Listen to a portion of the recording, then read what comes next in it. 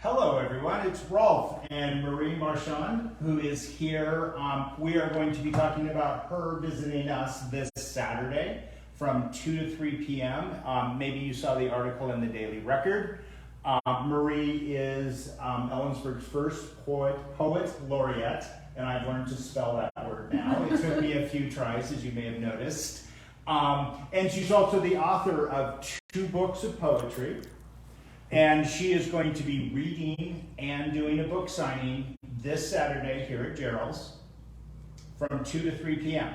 And you can get RSVP'd 2 ways. And America, why don't you go ahead and show them the sign. You can send a text, so send the word poetry to 1-800-858-2427, or just go to books.geralds.com and you can RSVP there.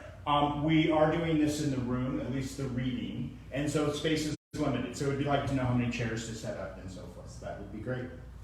Thank you so much for joining us. Thank you for the invitation. So tell me about being a poet laureate. What is that, and what does that mean? Yes, so a poet laureate is a public art advocacy position. And a poet laureate is a teacher and also an ambassador of poetry in the literary arts. So the first poet laureate was Petrarch in 1315. He was crowned with a crown of laurels, and so that's where poet laureate comes from. He was in early Renaissance Italian poetry. He was the father of lyric poetry. And so actually at the little ceremony held at Gallery 1, a few weeks ago, we had a wristlet of laurels to signify that tradition. So hopefully that will continue. And part of this position, because it's new, that Ellensburg's first poet laureate is kind of creating these traditions. So that's been an exciting part of being the first one.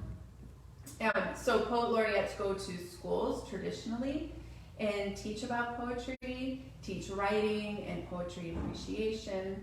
And then also something that's fun that they do that I'm really looking forward to is they write poems for particular events. Mm-hmm. So for example, if you run a nonprofit organization and you're doing a groundbreaking on a new food bank or a new theater and you want a poem written for that occasion and performed, then you can just ask. You can go to the city website. We have a poet laureate webpage, and folks can put a request in. And do you know the address for the webpage?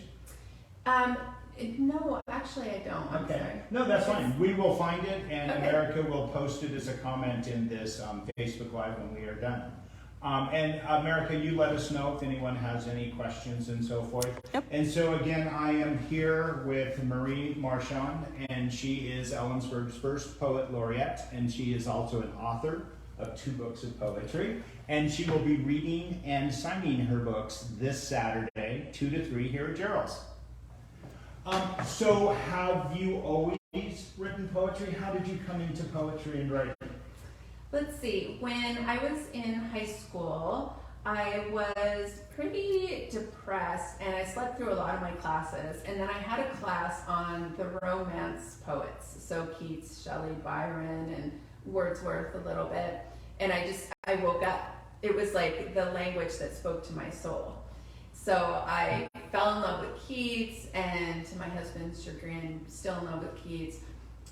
But it really inspired me to write poetry, and it turned out to be the best thing just for emotional health and just being a teenager and all of that. The kind of purgative experience of writing, just getting it all out.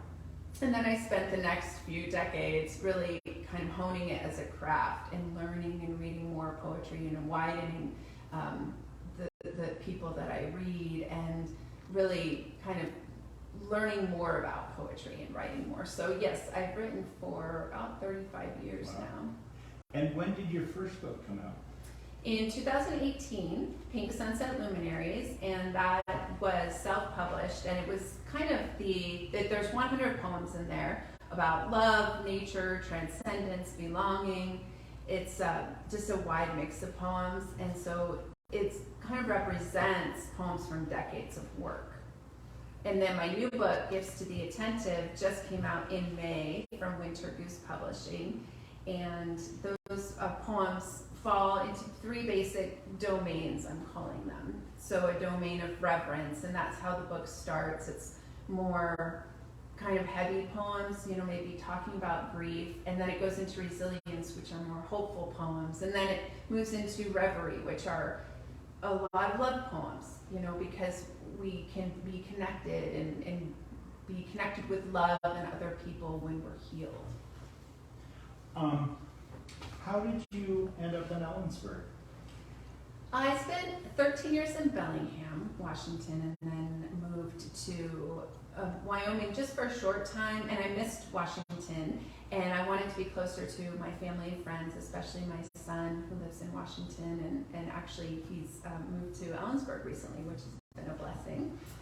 So, and it's just sunnier here, right, than the west side of Washington. Yeah. And I had a job at Central Washington University, so I moved here 2.5 years ago for that. Oh, wonderful. Well, we're happy you did. Thank you.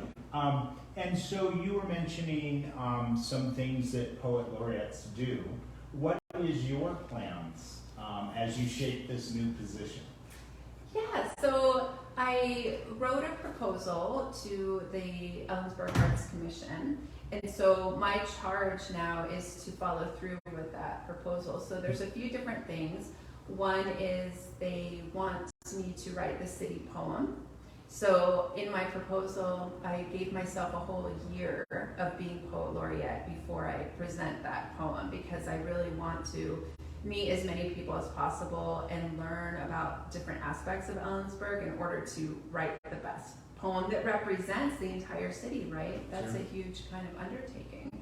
And then I'm going to do poetry salons, which are monthly open mics, and I want to have them at rotating venues because it can also help support local businesses and bring people into coffee shops or galleries or any place. So if you're watching and you're a business owner and you would like to have the monthly poetry salon at your site, just let me know. And let's see, presentations of poetry and workshops in K through 12 schools. So that'll be starting in the fall. Good. And then there's going to be a chapbook contest. So a chapbook is a poetry book, but not, it's kind of like maybe 60 pages or something. Right. So, well, you know what that is, I'm just telling you. So a chapbook contest where people will submit their poems and then they'll be judged and then they can go in this book and we'll publish it. Yeah. So there's an invitation to be published. Exactly. You don't get that just every day. Yeah, and that's one of my goals as poet laureate, is to really lift up the work of other writers in the community, for sure. And collaborations. I'm really a collaborative person at heart and look forward to some interesting collaborations. So I do have, the proposal that I have to follow through on, but also I'm psyched about people contacting me with other opportunities and creative collaborations. And how does one go about doing that? Sure. So you can email me at marie@mishiepoet.com. That's MISHIE poet.com. So that's my email. And you can go to my website, mishiepoet.com, and then at Twitter, I'm at mishiepoet. And again, America will put all that into comments when we are done here. So if you missed that, you'll catch it.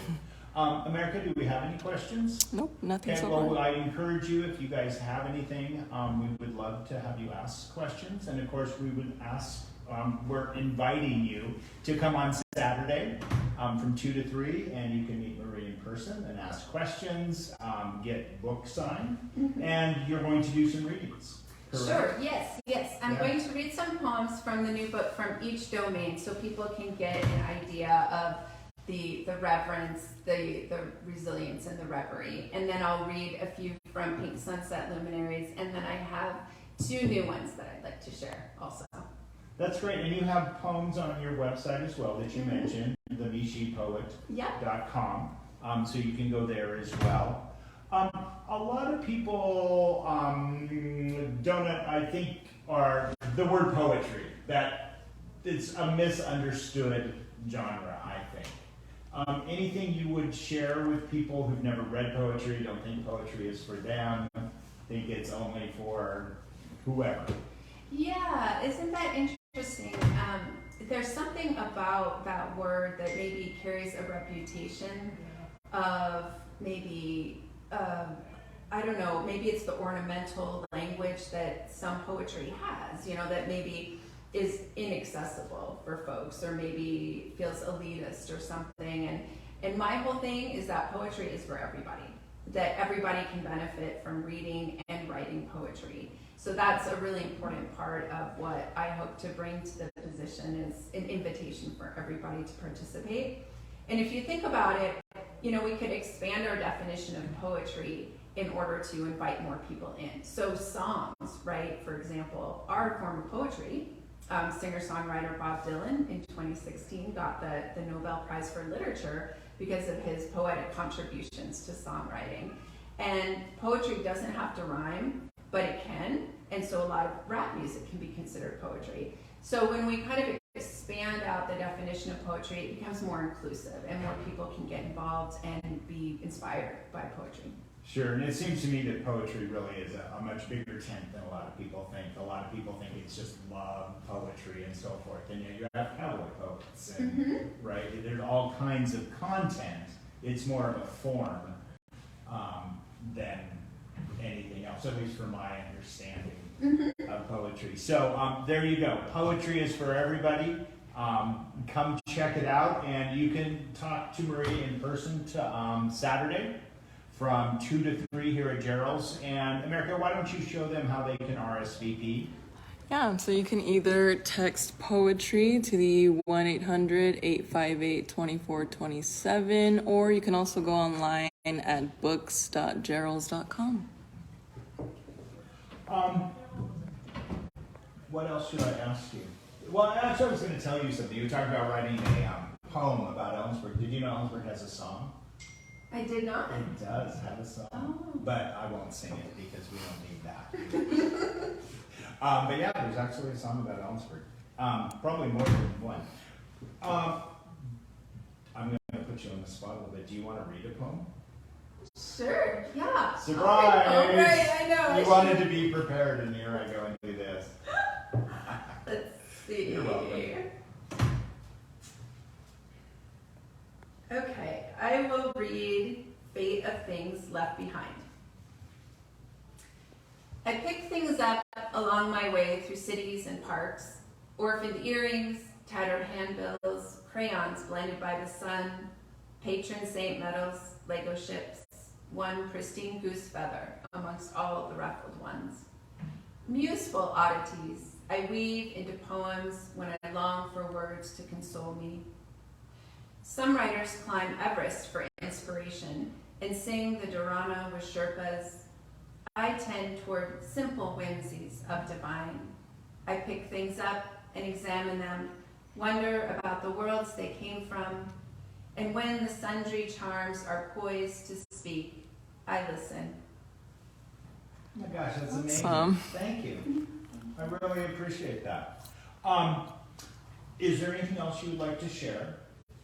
I just am really looking forward to it. I want to thank you and Gerald's for really welcoming me and being so supportive, and also thank the Ellensburg Arts Commission. Cassandra and Alex and the others have been really supportive, and when you're venturing into something new like the city is with this position, because they've never had it before, it really does take a village to be able to kind of move it in the direction and kind of set all these processes and procedures down. So I've had a lot of support, and I'm really grateful for that partnership with folks. And what a great time to do it. I mean, we need to be coming together, and this is a great way to do that. So thank you all very much. We appreciate you participating, and we hope to see you on Saturday from 2 to 3 here at Gerald's. Thank you so much for being here. Thank you.